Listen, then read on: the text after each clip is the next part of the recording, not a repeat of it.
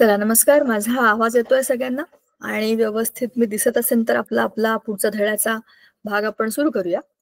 आपण अजिबात वेळ घालवायचा नाही आणि आपण रिवाइज करायचं सगळंच्या सगळं. आपण काय काय बोललो होतो मागच्या वेळेला आणि त्याच्या पुढे जो आपला आजचा विषय आहे त्याच्याकडे आपण बोलूया. हा आपला लेसन आहे जो आहे मेजरमेंट ऑफ मॅटर. हा लेसन आपण सुरू केला होता मागच्या वेळेला. ह्यातल्या काय काय गोष्टी आपण पाहिल्या आहेत त्या जरा पटकन रिवाइज करू, म्हणजे आपल्याला आजच्या पुढच्या टप्प्याकडे जातील की आज काय करायचंय. सगळ्यात पहिल्यांदा तर आपण बघितलं होतं की मॅटर म्हणजे काय. Matter is anything which is around us, which occupy space and has got some mass. तर अशा मेटरचं किंवा अशा मॅटरचं कॉम्पोजिशन चेक करायचं असेल, त्याच्यामध्ये काय ॲटम्स आहेत, मॉलिक्युल्स आहेत, त्याच्या प्रॉपर्टीज काय आहेत, त्याचं वजन किती आहे, त्याचं रेडियस किती आहे आणि त्याचं स्पेसिफिक नंबर किती आहे, ह्या सगळ्या वेगवेगळ्या प्रॉपर्टीज जेव्हा आपण चेक करतो तेव्हा त्या मॅटरच्या, त्या ॲटम्स आणि मॉलिक्युल्सच्या प्रॉपर्टीज आपल्याला कळतात आणि आपण प्रिडिक्ट करू शकतो की हे एलिमेंट्स अशा रिएक्शन्स करू शकतात किंवा असे प्रोडक्ट बनवू शकतात किंवा अशा अशा कंडिशनमध्ये असे असे गुण दाखवू शकतात. ह्या सगळ्याचा अभ्यास करण्यासाठी त्या मॅटरचं मोजमाप करावं लागतं. उदाहरणार्थ, मी राहते तिथून माझी शाळा लांब आहे. लांब आहे म्हणजे किती लांब आहे हे सांगण्याकरता मला काहीतरी परिमाण सांगावं लागेल की 10 किलोमीटर लांब आहे किंवा 15 मिनिटं लागतात. असं काहीतरी मोजमाप सांगितल्याशिवाय आपण हे नाही सांगू शकत की शाळा आणि घर यातलं अंतर किती आहे. म्हणूनच ॲटम्स आणि मॉलिक्युल्स म्हणजे मॅटर ज्या सगळ्यात छोट्या कणांपासून बनलेत त्याच्यासाठी सुद्धा ऑक्सिजन खूप हेवी आहे. कशापेक्षा हेवी आहे? ॲटम खूप छोटा आहे. छोटा आहे म्हणजे किती छोटा आहे ह्या वाक्याला काही अर्थ नाहीये. छोटा, मोठा, जड ह्याचं मोजमाप करण्यासाठी आपल्याकडे काही परिमाणं असायला पाहिजे आणि परिमाणही येण्याच्या आधी काही काही लॉज आले. तर सगळ्यात पहिला होता law of conservation of mass. आपण खूप दिवसांनी अभ्यास करतोय बरं का, बऱ्याच दिवसांनी लेक्चर लागले, सो थोडंसं आपण रिवाइज करतोय सगळेचे सगळे लॉ. पहिला लॉ असं म्हणतो, you cannot create the mass, you cannot even destroy the mass, it is only changing it's form. एका कोणत्या तरी केमिकल रिएक्शन मध्ये जे कोणते रिएक्टंट्स असतात ते केमिकली कंबाईन करतात and they make the products. But during this process there are few changes in to the matter. The mass of the substance of all the reactants totality, if you see, it will be same as that of the mass of the entire products formed after the reaction. Left hand side ला जे काही तुमचे reactants आहेत त्यांचे total mass will be equal to total mass of the products formed at the right side. हा तो law आहे. तुम्ही मॅटरला बनवू नाही शकत नाही, तुम्ही त्या मॅटरचं मास जे आहे तुम्ही ते बनवू शकत नाही, तुम्ही त्याला, कारण तुम्ही मॅटरच बनवू शकत नाही आणि डिस्ट्रॉय पण करू शकत नाही. You will only change it's form. हा पहिला लॉ आहे. Second is law of definite proportion. It says that की तुम्ही एखाद्या केमिकल कॉम्पोजिशन मधल्या एलिमेंट्सना जर बघितलं तर ते त्यांच्या एका स्पेसिफिक रेशोमध्ये कंबाईन होतात. फॉर एक्झाम्पल CO2 म्हणजे कार्बन डायऑक्साईड, त्याच्यामध्ये कार्बन 1 आणि ऑक्सिजन 2. हाच फॉर्म्युला कुठल्याही कार्बन डायऑक्साईडच्या मॉलिक्युलला तुम्ही बघितलात तर लागू होईल. माझ्या घराच्या इकडचा कार्बन डायऑक्साईड, तुमच्या इथला, शाळेच्या बाजूचा, एखाद्या केमिकल कंपनीच्या इथला, व्हेकल्सच्या मागच्या धुरामधनं जो येतो तो, anywhere you go, carbon dioxide means 1 carbon 2 oxygen. That is identity of that carbon dioxide which is fixed. आणि हा definite proportion will be maintained if you want to make carbon dioxide. Carbon dioxide मध्ये हे जे proportion आहे that is fixed. हा आहे तो law. And these masses are in the ratio of their total mass. त्यांचं जे काही मास असतं, ॲटॉमिक मास असतं, त्याच्या प्रपोर्शनना ते फिक्स असतात. लॉ ऑफ मल्टिपल प्रपोर्शन म्हणजे काय आहे की हा लॉ आपल्या बुकमध्ये नाहीये, पण for our additional information let us understand what it is. Law of multiple proportion says that जर दोन एलिमेंट एकाहून जास्त प्रोडक्ट्स बनवतात, म्हणजे एकाहून जास्त कंपाऊंड्स बनवतात, तर त्यातला एक फिक्स असतो, म्हणजे एकाचं प्रमाण फिक्स असतं, and the other is in the ratio of their simple multiples. 1:2, 2:3, 3:4 अशा सिम्पल जे पूर्णांक संख्या म्हणतो आपण त्याला, म्हणजे होल नंबर्स, त्याच्या रेशोमध्ये ते असतात. जसं की H2O आणि H2O2. त्याच्यामध्ये H2O आणि H2O2 मधला H2 फिक्स आहे फर्स्ट पार्ट, आणि O आणि O2 हे त्याचे सिम्पल मल्टिपल आहे 1:2. अशा रेशोमध्ये ते कंबाईन होतात, असा तो लॉ आहे. नंतर आपण बघितलं होतं की ॲटम्स काय असतात. तर atoms are nothing but the building blocks of the matter. Any matter you see around you, it can be made up of maybe glass, plastic, wood, cloth, page, काहीही, कुठलीही, और metal. anything that you see around you is made up of some more other kind of matter, but that matter is made up of atoms. The atoms are the smallest indivisible and invisible particles of that matter. आणि एवढ्या सगळ्या एलिमेंट्सना ज्यांना आपण ओळखतो, there are 118 total elements known to us. ह्या सगळ्या एलिमेंट्सना आपण एका स्पेसिफिक फॉर्मॅटमध्ये, म्हणजे that's a systematic way of arranging these elements, ज्याला आपण पिरियडिक टेबल म्हणतो, त्याच्यात त्यांना टाकलेले. So we get to know what is their atomic number, what is their symbol, what is their atomic weight, is it a metal or a non-metal or a metalloid.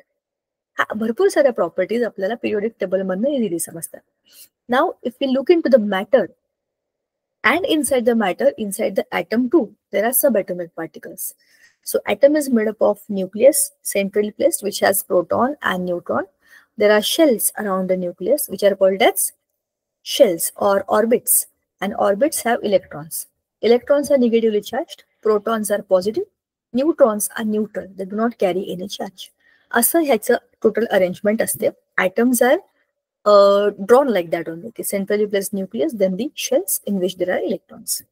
Now तुम्हाला काही काही गोष्टींचं मापन करायचं. आता now we are actually in to the topic measurement. कशासाठी आपला हा लेसन आहे? The lesson tells you about various things that you will be measuring of the atoms. The very first thing is atomic size. How will you size? How will you measure the size? तुमची size तुम्ही कशी major करता? समजा तुम्ही दुकानात गेलात तर तुमची साईज शर्टाची 34, 32 काहीतरी लिहिलेलं असतं. शूज, तुम्ही शूज घ्यायला गेलात तर तुमच्या पायाची साईज नंबर असतो, 5, 6, 7 असे काहीतरी नंबर असतात, किंवा 11, 12, ज्या कोणत्या फॉर्मॅटमध्ये नंबर टाकलेले त्याप्रमाणे तुम्ही चेक करता की तुमच्या पायाला ते बसते का नाही. It means that there is some kind of measurement. Atomic size also is measured in terms of atomic radius. Centre पासून आउटर मोस्ट शेल पर्यंतचं जे अंतर आहे that is the atomic radius, because we are assuming that atom is a circular object.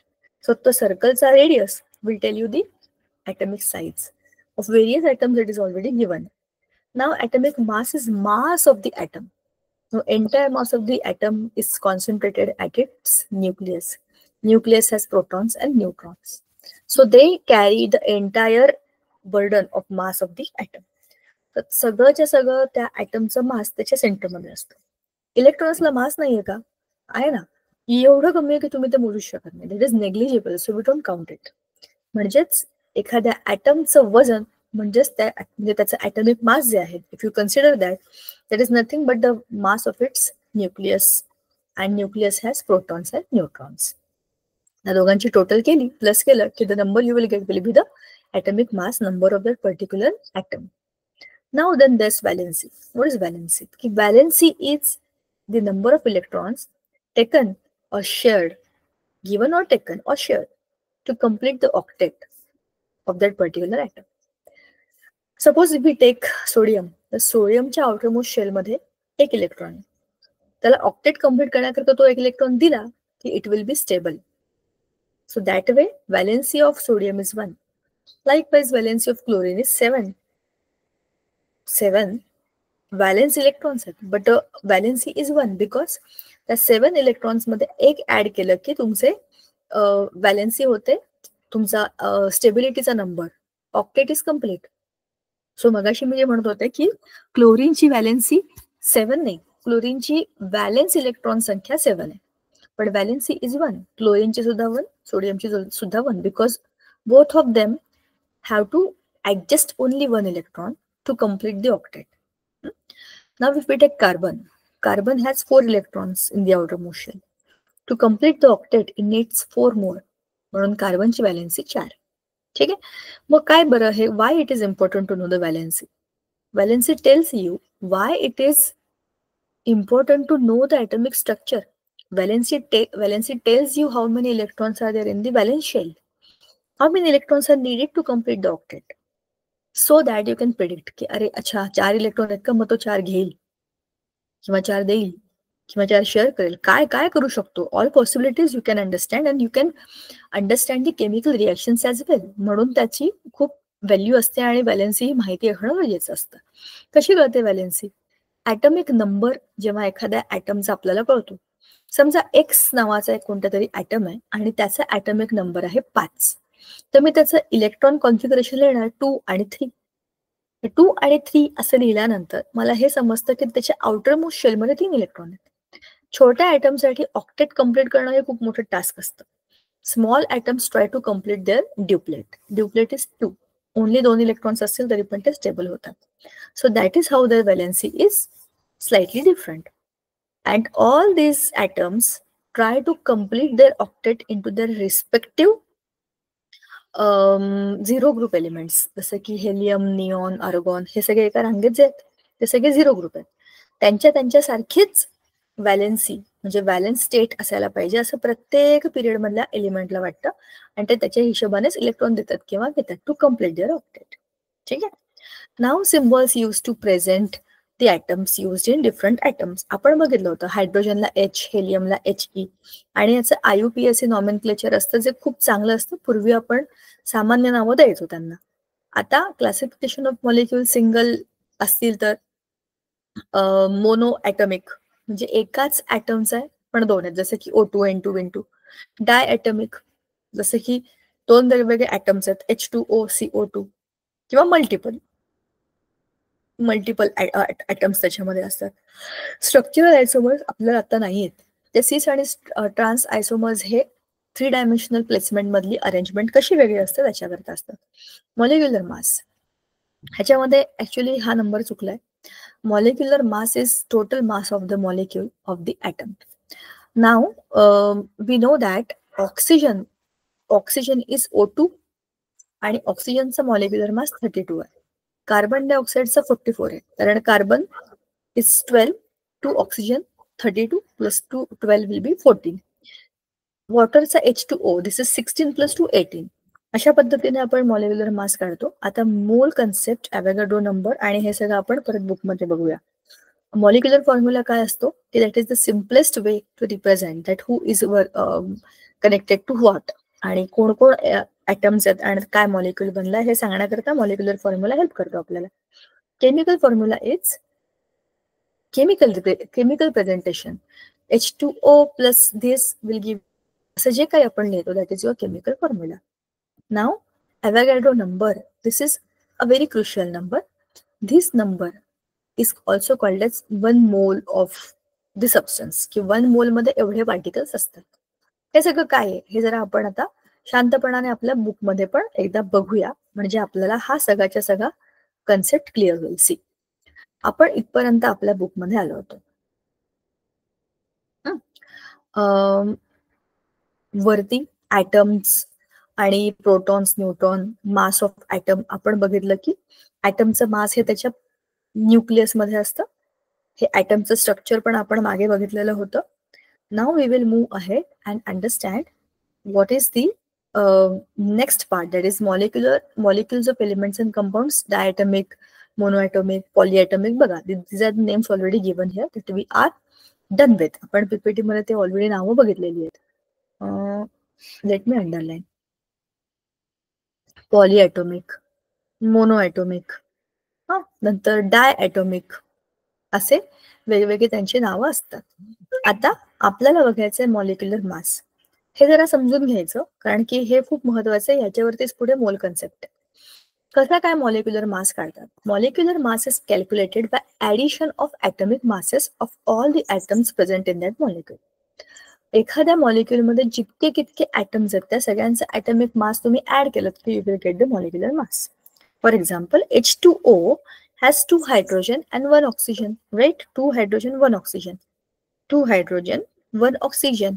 Now atomic mass in U म्हणजे Dalton, हायड्रोजनचं 1 आणि ऑक्सिजनचं 16 हे weight आहे, म्हणजे त्याचं मास आहे.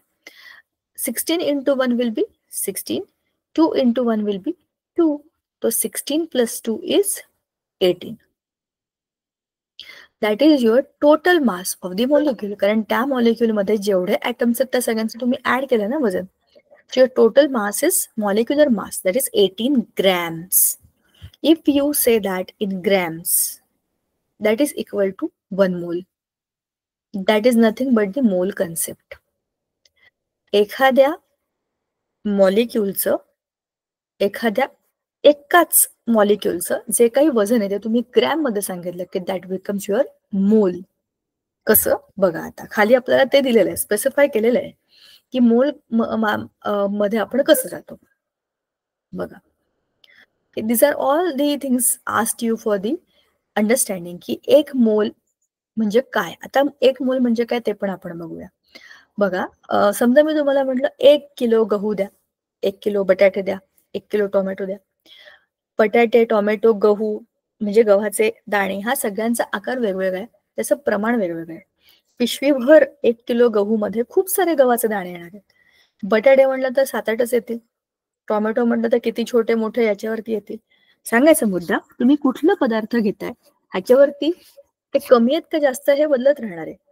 पण जर मी सांगितलं की 1 लिटर दूध द्या, 1 लिटर पाणी द्या, तर 1 लिटर दूध किंवा पाण्यामध्ये किती प्रमाण आहे त्या वस्तूचं हे कसं कळतं आपल्याला.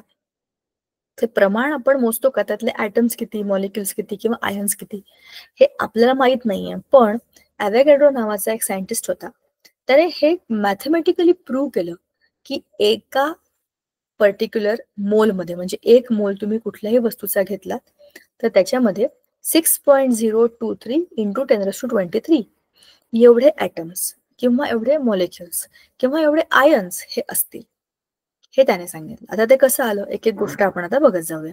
आणि आपण आता मोलवर जाऊया की आता आपण जसं म्हणतो मला 1 लिटर दूध द्या, तर लिटरचं मोजमाप आहे, वस्तूचं मॅटरचं मोजमाप नाहीये. 1 mole of substance is the actual measurement. Gram is not the measurement of the matter.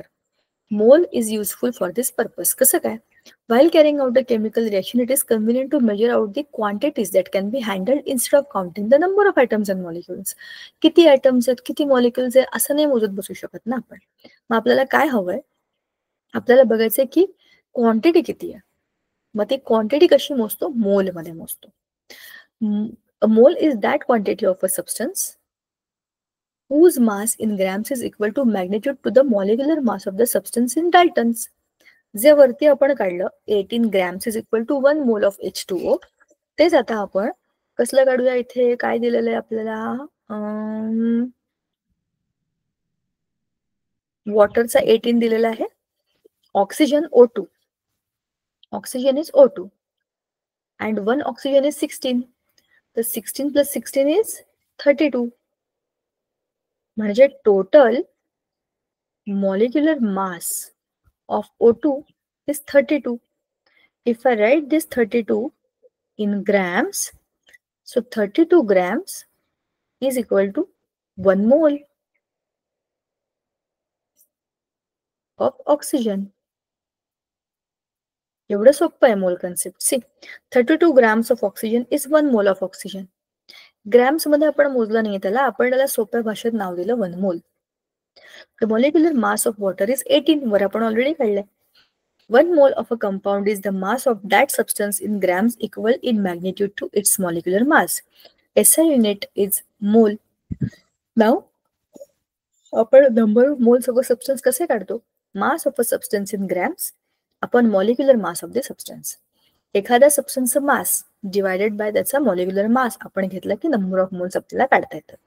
मगाशी मी तुम्हाला सांगितलं होतं, ॲव्होगॅड्रो नावाच्या सायंटिस्टने जो नंबर सांगितला होता, ही एका मोलमध्ये एवढे ॲटम्स किंवा मॉलिक्युल्स किंवा आयन्स असतील, तर तो नंबर आहे हा 6.022 into 10⁻23.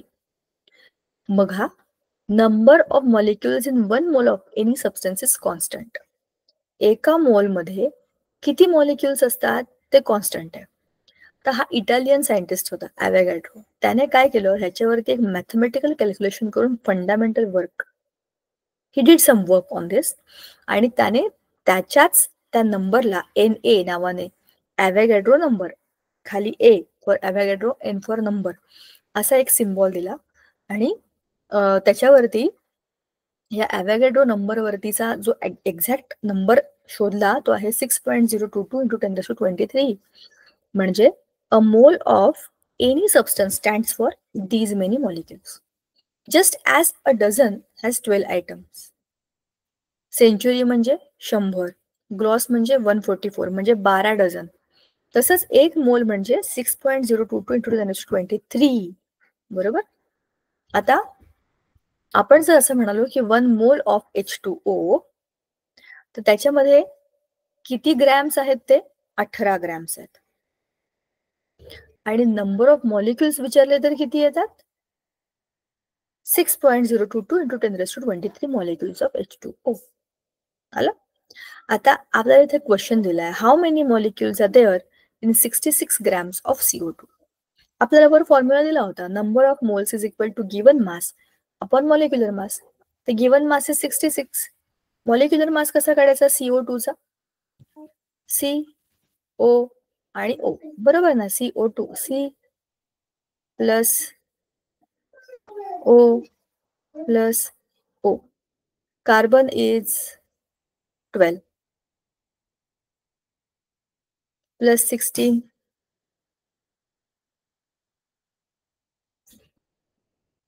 Plus 16. Let us calculate.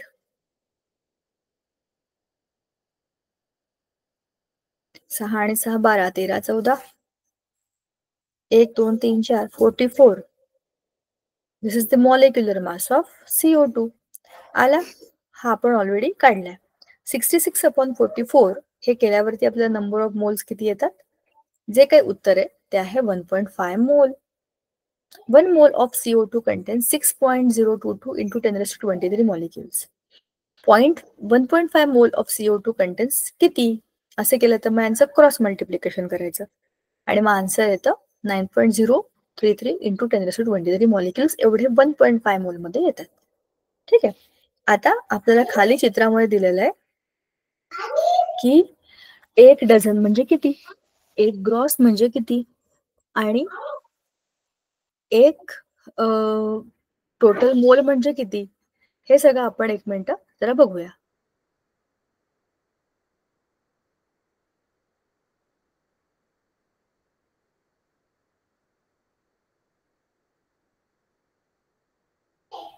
Okay, आता आपण जरा बघूया आपल्या ह्या चित्राकडे. तुम्ही जरा निरीक्षण केलं असतं, तुमच्या बुकमध्ये पण हे चित्र दिलेलं आहे. तर 1 डझन म्हणजे 12 केळी आपल्याला माहिती. 1 डझन पेन घ्या, 12 पेन घेतो आपण. 1 डझन वह्या द्या. When your school started, you went to the market, you went to the shop, you told that person, give me 1 dozen of notebooks. थोडं तर लागतातच आपल्याला.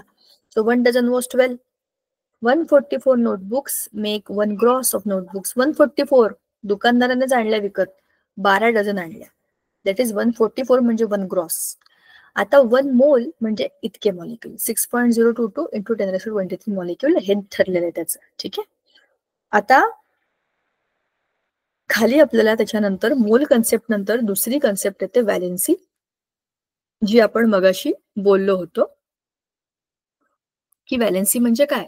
आता हे जरा डिटेलमध्ये समजून घ्या. बघा, valency of any atom is the number of electrons given और टेकन और shared to complete the octet. बरोबर, हे मी मगाशी पण तुम्हाला सांगितलं होतं. आता सोडियमचा जो ॲटम आहे, सोडियम, त्याचं इलेक्ट्रॉनिक कॉन्फिगरेशन आपण वरती इथे दिलेलं आहे, पण त्याचा ॲटॉमिक नंबर आहे 11. तर 11 इलेक्ट्रॉन्स असतील तर 2 फर्स्ट शेलमध्ये, 8 सेकंड शेलमध्ये, 1 थर्ड शेलमध्ये. टोटल किती झाले? 2 + 8 10 + 1 11. सो टोटल 11 इलेक्ट्रॉन्स झाले. आणि त्यातला एक हा इलेक्ट्रॉन त्याने देऊन टाकला, तर ह्याचा ऑक्टेट कम्प्लीट झाला. See, sodium wants to achieve the octet. Even chlorine wants to achieve the octet. मग त्याच्याकरता ते काय करणार? इलेक्ट्रॉन देणार किंवा घेणार. असा सोडियमने स्वतःचा एक इलेक्ट्रॉन देऊन टाकला आणि it became the positively charged ion that is called as cation. Cation is positively charged. आता काय झालंय? त्याने स्वतःचा एक इलेक्ट्रॉन दिला, त्याच्यामधले प्रोटॉन्स आहेत तेवढेच आहेत, फक्त एक इलेक्ट्रॉन कमी झाला, म्हणजेच त्याच्यावरती पॉझिटिव्ह चार्ज वाढला. आता क्लोरीन, क्लोरीनच्या बाबतीत झालं उलट. क्लोरीनचा ॲटॉमिक नंबर आहे 17. इलेक्ट्रॉनिक कॉन्फिगरेशन आहे 2 8 7. 7 electron. To complete the octet, it needs only 1 electron. So it will take 1 electron plus 1. इथे काय होतं? मायनस, तो दिला. इथे काय +1, त्याने तो घेतला. This electron is taken by chlorine and now chlorine is 288, octet completed, but it is negatively charged. See, Cl-. This is called as anion. anions are negatively charged. Okay, so likewise, these two atoms have given and taken the electrons. Why? To complete their octet. Now, this is where the valency plays important role. सोडियमला octet complete करण्याकरता हा एक electron द्यावा लागला. सोडियमची valency आहे 1. I am writing with now green pen. याची valency आली 1. आता क्लोरीनला पण ऑक्टेट कंप्लीट करण्याकरता एकच इलेक्ट्रॉन घ्यावा लागला, म्हणून क्लोरीनची पण व्हॅलेन्सी आहे 1. So sodium and chlorine, though they are two different atoms of two different elements with two different electronic structure, electronic number, everything is different. But do they have same valency? Yes, the valency is 1, same valency. आता हे positive आणि negatively charged ions आहेत, cation आणि अनायन. Due to electrostatic force of attraction, they will attract each other and they will make NaCl. NaCl हे compound आहे. As a compound म्हणजे संयुग आहे, त्याच्यामध्ये Na+Cl- असे एकत्र येतात because of electrostatic force of attraction. परस्पर भिन्न अपोजिट चार्जेस आहेत, पॉझिटिव्ह निगेटिव्ह. आणि ऍटम एकत्र आल्या, हे ऍटम नाही आयन्स एकत्र आल्यामुळे एक नवा मॉलिक्यूल बनतो जो आहे NaCl. ठीक आहे. Now we will speak on the next topic, जो की आहे आपला व्हॅलेन्सीच्या पुढचा. त्याच्यामध्ये आपल्याला हे बघायचंय की असंच जसं मी तुम्हाला मगाशी सोडियम आणि क्लोरीनचं सांगितलं, तसं कार्बनचं पण तुम्हाला मी सांगितलं होतं मगाशी पीपीटी मध्ये पण, की कार्बनच्या, जसा हा आहे कार्बन, त्याच्या आउटरमोस्ट शेलमध्ये आहे 4 इलेक्ट्रॉन. त्याची व्हॅलेन्सी आहे 4, पण त्याला पाहिजे 8. तर तो शेअरिंग करतो इकडे, इकडे, इकडे आणि इकडे अशी. या 4 शेअरिंगमुळे पण त्याची व्हॅलेन्सी होते 4. 4 लोकांबरोबर त्याने बॉन्ड बनवलेत, म्हणून त्याला म्हणतात valency of carbon is 4. Now what is variable valency? Before understanding that, just look at this table. This chart is showing us different atoms, elements, their atomic numbers, electronic configuration आणि valency. तर valency कशी आपण शोधणार, की त्याच्या outermost शेलमध्ये, जसं की आता lithium is 3, 2 1 is electronic configuration. Valence electron किती आहेत? 1. हा इलेक्ट्रॉन देऊन टाकला की त्याची काय होईल? ड्युप्लेट कंप्लीट होईल, म्हणजे याची व्हॅलेन्सी येणार 1. बेरिलियमचं येणार 2 आणि 2. आणि मग व्हॅलेन्स इलेक्ट्रॉन आहे 2 आणि व्हॅलेन्सी आहे 2, हे देऊन टाकले की त्याचं ड्युप्लेट कंप्लीट 3 आणि याला देऊन टाकायचे 3. कार्बन इज 6 आणि कार्बनची व्हॅलेन्सी आहे 4. 2 5 व्हॅलेन्स इलेक्ट्रॉन्स 5, पण व्हॅलेन्सी आहे 3. Oxygen is 8 2 6 6 electron in the valence shell. To complete octet it needs only 2, म्हणजे व्हॅलेन्सी आहे 2. Fluorine 2 7 halogen group 7 valence electron is 7 but valency is 1. Neon 2 8 already its octet is complete. Valence shell 8 valency 0, कारण की तो कोणतेच electron घेणार नाही देणार नाही, कारण त्याची व्हॅलेन्सी ऑलरेडी कंप्लीट आहे, ऑक्टेट कंप्लीट आहे, व्हॅलेन्सी फुलफिल्ड. व्हॅलेन्सी म्हणजे व्हॅलेन्स शेल इज फुलफिल्ड. तर आता त्याला कुठल्या इलेक्ट्रॉनची गरज नाही, म्हणून त्याची व्हॅलेन्सी आली 0. पण आता दुसरी एक इंटरेस्टिंग गोष्ट, देर आर फ्यू एलिमेंट्स, काही एलिमेंट्स असे असतात जे एकाहून जास्त व्हॅलेन्सी दाखवतात, मल्टिपल व्हॅलेन्सीज. ठीक आहे, that is called as variable valency. आता काय करायचं? For example, look in to the following examples here. जसे की आहे iron, mercury, copper. Copper is represented as Cu. Valency दाखवतो 1 आणि 2. Cu+, Cu2+, Q+ आणि क्युप्रिक असे 2 कॉपरचे वेगवेगळे व्हॅलेन्सीचे आयन्स बनतात. म्हणजे Cu+चा एक आयन, Cu2+चा पण एक आयन, वेगवेगळे कंपाऊंड्स बनतील त्याच्यामुळे. जसं आयनचं दिलेलं आहे बघा, Fe ची व्हॅलेन्सी आहे 2 आणि 3. Fe2 असेल तर FeCl2 बनतो आणि Fe3 असेल तर FeCl3 बनतो. असे 2 वेगवेगळे कंपाऊंड बनतात कारण की Fe शोज व्हेरिएबल बॅलन्सी. तसेच मर्क्युरी ऑल्सो Hg+ आणि Hg2+. तर मर्क्युरस आणि मर्क्युरिक असे 2 वेगवेगळे कंपाऊंड बनवतो. ह्याला म्हणतात मल्टिपल व्हॅलेन्सीज. नाव radicals. Radicals is the last part of this lesson. Let us understand it very well. Now what are radicals? जेव्हा ॲटम न राहता आयन बनतात, जसं की आपला Na was an atom. त्याने इलेक्ट्रॉन देऊन टाकला तर तो बनला Na+. That was a cation. बरोबर. असाच chlorine, it took the electron so it became Cl- anion. आता हेच आपल्या रॅडिकल्सचं बेस आहे. ह्याच्यामधला कॅटन बघा काय आहे, Na+ आणि anion आहे OH-.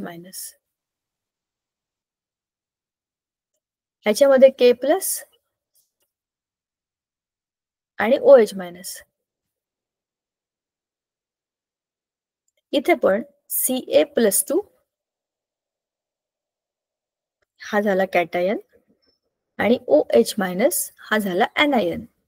Anions are already negatively charged. Always. Cations are always positively charged. HCl मधला कॅटायन आहे H+ आणि anion आहे Cl-. HBr मध्ये पण H+ आणि मग आहे Br-. आणि लास्ट इज HNO3, H+ आणि NO3-. आपण काय केलं, ह्या आयनिक कंपाऊंड्सना आपण ब्रेक केलं, आपण त्याला डिकम्पोज केलं and we changed the entire molecule into 2 parts. त्याचे कॅटॅन आणि ॲटॅन आपण मोकळे केले. आता असे जे आयनिक बॉन्ड्स असतात ज्याच्यामध्ये कॅटॅन्स आणि ॲनायन्स एकमेकांना बॉन्ड शेअर करून एकत्र येतात आणि त्यांना तुम्ही पाण्यात घातल्यानंतर जेव्हा ते डिसोसिएट होतात तेव्हा त्यांना आपण म्हणतो रॅडिकल. ठीक आहे. आता काय होतं, these cations and anions, they take part independently in chemical reaction and therefore are called as radicals. Radicals are very active. ते atoms नाही आहेत, ते आता ions आहेत आणि त्यांना आता फास्ट कुणाबरोबर तरी रिॲक्ट करायचे कारण की ते चार्ज आहेत. चार्ज पार्टिकल्स आर ऍक्टिव्ह म्हणून ते काय करतात, त्यांना रॅडिकल म्हणतात आणि ते फास्ट चेंज करतात, म्हणजे रिॲक्शन्स करतात. Different bases like NaOH, KOH are formed when various cationic radicals are paired with the different anionic radicals, hydroxide. Hence, the cationic radicals are also called as basic radical. Cationic radicals ला आपण काय म्हणतो, basic radicals. Different bases are distinguished from each other by the basic radicals in them. On the other hand, different acids such as HCl, HBr are formed when the different anionic radicals are paired with the cationic radical H+. आता आपल्याला anionic radicals म्हणजे HCl- HBr-, कारण याच्यामध्ये H+ आहे आणि Cl-, H+ आणि Br- अशी arrangement आहे. पण याच्यामधला डॉमिनेटिंग पार्ट आहे anionic ग्रुप म्हणजे Cl- आणि Br-. म्हणजेच हेच anionic रॅडिकल जेव्हा H+ बरोबर चिकटतात तेव्हा ऍसिडिक कंपाऊंड्स मिळतात. Therefore, anionic radicals are called acidic radicals. बरोबर, ते ऍसिडिकच असतात. The difference in the composition of various acids becomes clear from the acidic radicals present in them. तुमचं जे काही कंपाऊंड आहे ते anionic आहे कॅटायनिक आहे कसं समजतं, तुम्ही त्याच्यातले आयन्स बघा, जो स्ट्रॉंगर आहे तो त्याचा डॉमिनेटिंग पार्ट आहे. ठीक आहे. Which are the basic radicals and which are the acidic radicals, हे खालचे तुम्ही आता बघायचे आणि आपापल्या बुद्धीने जसे समजतात तसे ते सोडवायचे. आता आपण जाऊया आपल्या लास्ट पार्टकडे, chemical formula of a compound, जे आपण ऑलरेडी मागे बघितलं होतं. केमिकल फॉर्म्युला कसा बनतो आपला, आपल्या केमिकल फॉर्म्युलामध्ये कोणते तरी 2-3 एलिमेंट्सचे ॲटम्स असतात. वरती आपण आयनिक बॉन्डचे एक्झाम्पल्स बघितले, त्याच्यामध्ये कॅटॅन आणि ॲनायन असतात. हे अपोजिटली चार्ज असतात म्हणून ते एकमेकांना फोर्स ऑफ अट्रॅक्शन, त्याला इलेक्ट्रोस्टॅटिक फोर्स ऑफ अट्रॅक्शन म्हणतात, त्यांना चिकटतात आणि त्यांचा एक आयनिक बॉन्ड तयार होतो. आता आपल्याला शोधायचंय की म्हणजे त्याचा केमिकल फॉर्म्युला कसा बनवायचा, तर त्याच्यासाठी आपल्याला त्याला बॅलन्स करावं लागतं. आता आपल्याला इथे दिलेलं एक्झाम्पल NaSO4. एक Na घेतलाय आणि एक SO4 घेतलाय, 2 पार्ट घेतले. आपल्याला आता बॅलन्स करायचं. Na is always +1 and SO4 is -2 ही त्यांची व्हॅलेन्सी असते. Na एकच इलेक्ट्रॉन देतो आणि SO4 -2 म्हणजे SO4 कडे -2 चार्ज असतो ऑक्टेट कम्प्लीट करायचं असेल तर Na 1 आणि SO4 2. मग तुम्हाला हे बॅलन्स कसं करावं लागेल? Na2 SO4 तुमचा कंपाऊंड बनायला पाहिजे Na2 SO4 बरोबर आहे बघा. आता आपल्याला इथे खाली एक मोठाच्या मोठा टेबल दिलेला आहे. ह्याच्यामध्ये आपल्याला बघायचंय की तुम्ही कोणत्या रेडिकल्सना, बेसिक रेडिकल्सना ऍसिडिक रेडिकल्स बरोबर कसं कोरिलेट करता, त्यांना कसं त्याचा एक नवीन कंपाऊंड बनवता. आपण घेऊन बघूया एक एक्झाम्पल. आपण घेऊया निकेल. Ni+2 आहे हा. Ni is +2. आता इथे काय घेऊया आपण? PO4 -3. PO4 -3. आता -3 आणि -2 असे दोन वेगवेगळे प्रॉब्लेम येतात. याच्यामध्ये +2 आहे आणि इथे -3 आहे. त्याला बॅलन्स करायचं असेल तर काय करायला लागेल आपल्याला? त्याला आपण सरळ सिंपल क्रॉस मल्टिप्लाय करून टाकायचं. हा 3 आणि हा 2 ना. तर समजा असं घेतलं तर आपण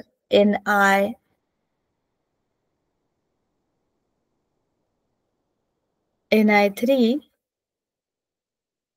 आणि PO4 ट्वाइस. PO4 twice. याची व्हॅलेन्सी याची 3 होती ना, याची व्हॅलेन्सी याला लावायची आणि याची व्हॅलेन्सी याला लावायची. असं केल्याने ते बरोबर बॅलन्स होतात. बरोबर. आता अजून एक एक्झाम्पल घेऊया आपण. Hg+ घेऊया. Hg+ आणि CO3 -2 असं घेऊया. Hg+ आहे ना,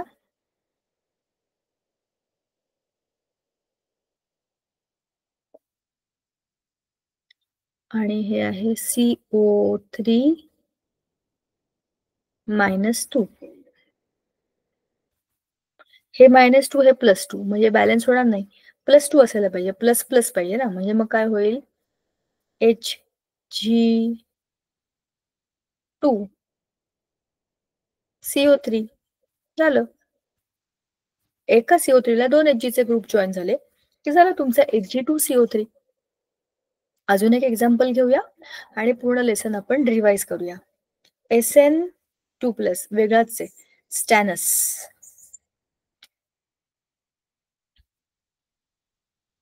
SN+2 आणि इथे आपण घेऊया, हा घेऊया CrO4 -2 क्रोमेट. CrO4 -2. आता हे +2 आणि -2 इथेच बॅलन्स झाले. मग आपण त्याला काय म्हणणार? SN आणि क्रोमेट म्हणजे स्टॅनस क्रोमेट. CrO4 झालं.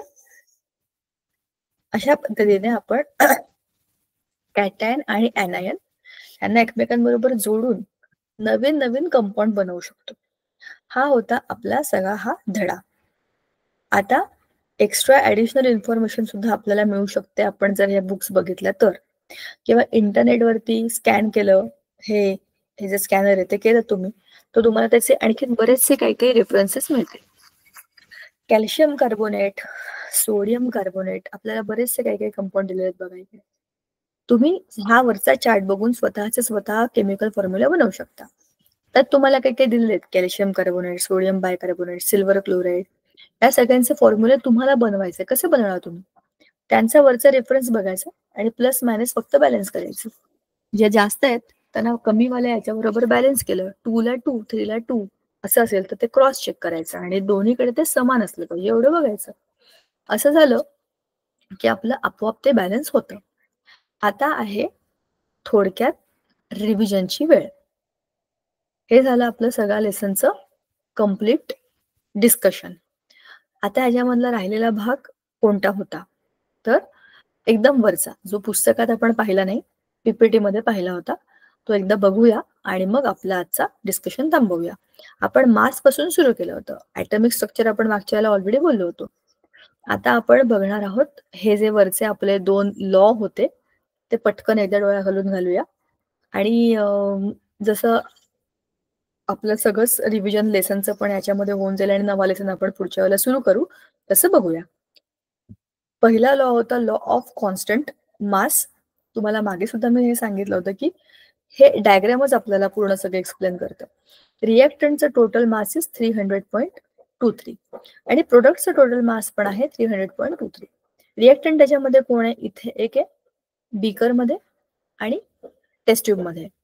त्याला तुम्ही उलट केलं बघा, यू आर शेकिंग इट ना, तुम्ही त्याला शेक केल्यावरती टेस्ट ट्यूब मधलं सामान खाली पडतं, त्यांची काहीतरी केमिकल रिएक्शन होते आणि मग रंग बदलतो, उंची वाढते सोल्युशनची, दोघं एकत्र आले आणि काय झालं, एक नवा कंपाऊंड बनला. This was calcium chloride and then sodium sulphate. NaCl, Na2 आणि Cl2 ह्यांच्यापासून NaCl बनला. NaCl इज सॉल्ट आणि उरला काय, कॅल्शियम आणि सल्फेट. तर कॅल्शियम सल्फेटचं प्रेसिपिटेट बनलं आणि ह्या केमिकल रिएक्शनचं इंडिकेटर आहे this colour change. But still the mass of the reactants is equal to mass of the products. See, त्याच्यामध्ये काहीच बदल नाहीये. जेवढा मास इकडे आहे तेवढाच मास इथे आहे आणि हाच आहे law of constant, law of indefinite, नाही, दॅट इज लॉ ऑफ काय बरं, फर्स्ट लॉ आहे आपला, forgot. First law is law of constant proportion, conservation of matter, sorry, constant proportion third होता. Conservation of matter, matter is conserved, it is not, you are not destroying it, you are not making it, it is only changing its form, right? Conserve झालंय तुमचं matter, जेवढं केवढं तेवढंच राहिलंय, काही खराब झालं नाही, काही तुटलं नाही, फुटलं नाही, गायब झालं नाही, थोडक्यात फक्त बदललं. हा होता first law. And second law was law of constant proportion. ह्याचा जो काही हा 1:8 रेशो आहे तो आपण already total mass of water is 18 हे बघितलं होतं. त्या 18 मधले हायड्रोजन इज 2, but 2:18 is 1:9. आणि टोटल वेट मधलं हायड्रोजनचं 2 आहे आणि ऑक्सिजनचं 16 आहे, बरोबर ना, 16 + 2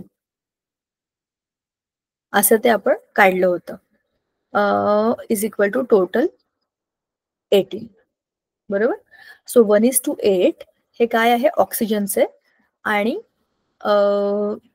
दुसरं 1:, बघा, हा सॉरी, मी तुम्हाला उलट सांगितलं. टोटल वेट आपलं येतं असं, म्हणजे 16 + 2, 16 is oxygen and 2 is hydrogen. So total weight आपलं, म्हणजे टोटल मास जे आहे ते आहे आपलं 18, बरोबर ना.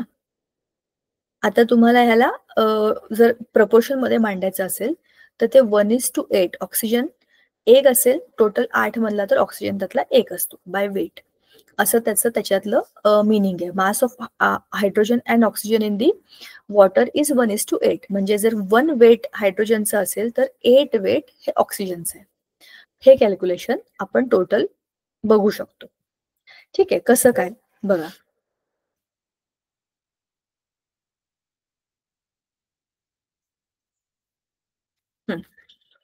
ऑक्सिजनला मी कसं लिहिणार, 16/18,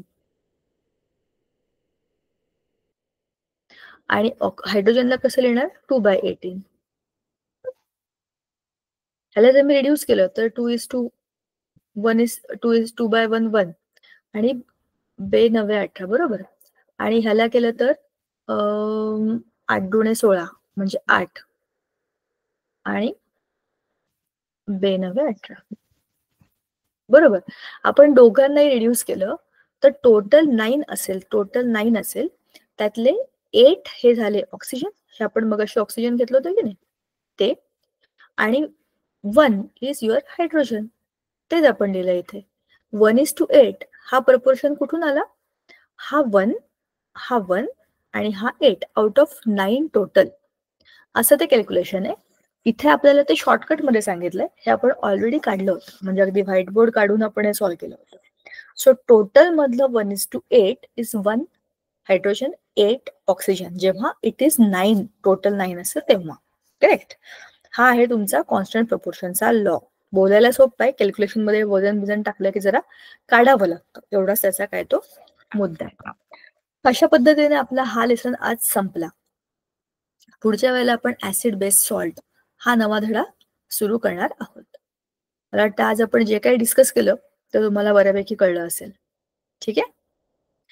ठीक है, थैंक यू संगीता मैम. हम लोग रुके क्या?